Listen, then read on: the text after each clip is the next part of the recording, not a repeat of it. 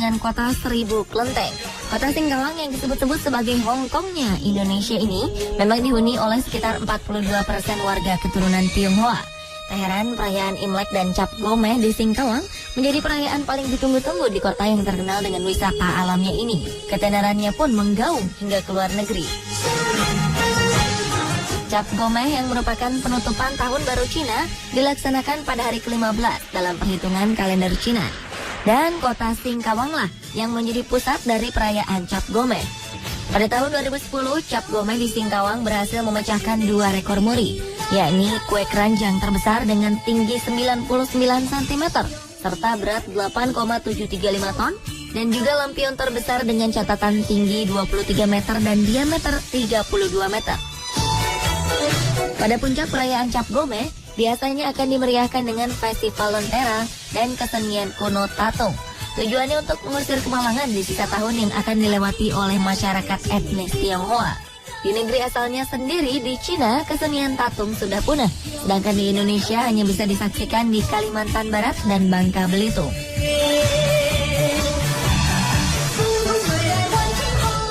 Tatung yang dilaksanakan pada hari ke-15 adalah media utama Cap Gomeh.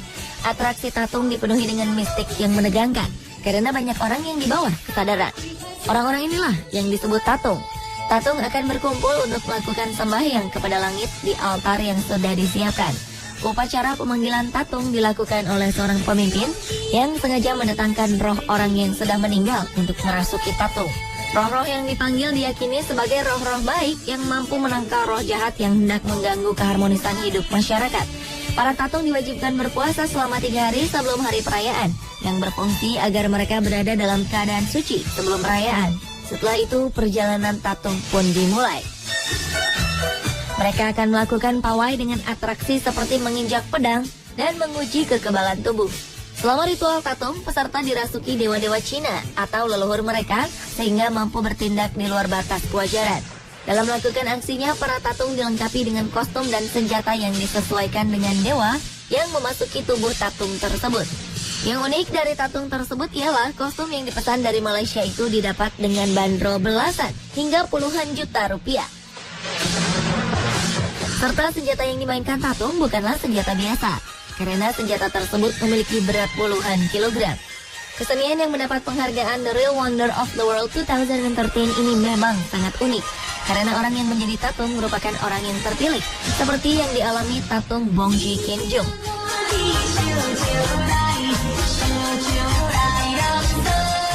Keluarga Kinjung memang sangat istimewa. Dari 13 orang anak, 7 diantaranya bisa tatung seperti dirinya. Mereka mulai dapat menjadi tatung pada sekitar umur 7 tahun.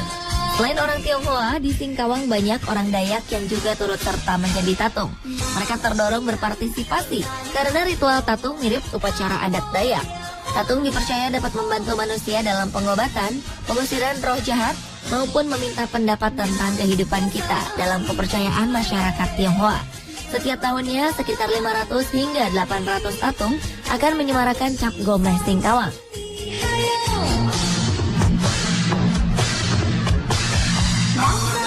Selain di Singkawang, kebudayaan serupa juga terdapat di Phuket, Thailand.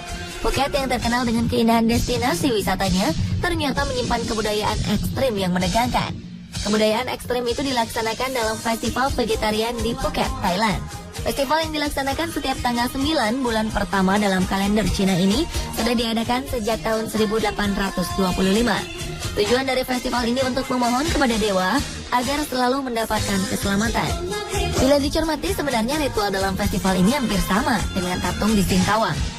Phuket yang dihuni sebanyak 35% orang Tionghoa Thailand ini merupakan tempat pelaksanaan Thai Sagan Kinche atau yang lebih dikenal dengan festival vegetarian. Masyarakat Tionghoa yang ikut berpartisipasi pada festival ini diharuskan untuk berpuasa selama 9 hari.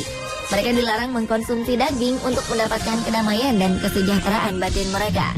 Keunikan dalam festival ini adalah ketika para peserta menyakiti diri mereka yang dipercaya dapat menghilangkan energi buruk. Seperti halnya tatung, ritual ini tidak dapat dilakukan oleh orang sembarangan. Masong yang berarti media bagi roh dewa merupakan orang yang mendapatkan wahyu dari Tuhan, sehingga mereka dapat melakukan aksi ekstrim ini. Ternyata tidak hanya peserta ritual saja yang terpilih yang dapat mengikuti festival ini. Para penonton pun tidak sembarangan. Bagi mereka yang sedang hamil dan dalam keadaan berkabung, dilarang untuk menonton ritual tersebut. Karena mereka percaya apabila ini dilanggar, maka akan mendatangkan celaka. Di Phuket, sekitar 40 kuil yang tersebar ikut melaksanakan festival ini. Pembukaan pada festival ini ditandai dengan menaikkan lentera yang digantung di tiang setinggi 10 meter. Penggunaan lentera ini adalah sebagai tanda yang diberikan oleh masyarakat kepada dewa bahwa festival sudah dimulai. Dalam festival ini, para peserta yang menggunakan baju berwarna putih akan berjalan berkeliling kota dengan melakukan berbagai atraksi. Sama halnya dengan tatung, mereka dapat melakukan aksi-aksi berbahaya yang tak lazim. Dengan melakukan ritual itu, mereka percaya akan dapat berkomunikasi dengan Tuhan.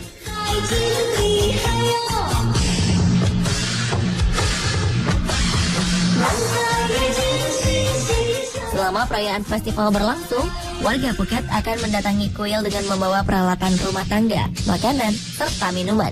Karena dalam kepercayaan mereka, dengan membawa peralatan rumah tangga ke kuil, maka energi positif akan mengisi kuil tersebut. Festival ini akan diakhiri dengan membunyikan petasan secara bersama-sama. Kebudayaan-kebudayaan tadi tentulah tidak boleh ditiru jika kita bukanlah ahlinya atau tanpa latihan terlebih dahulu.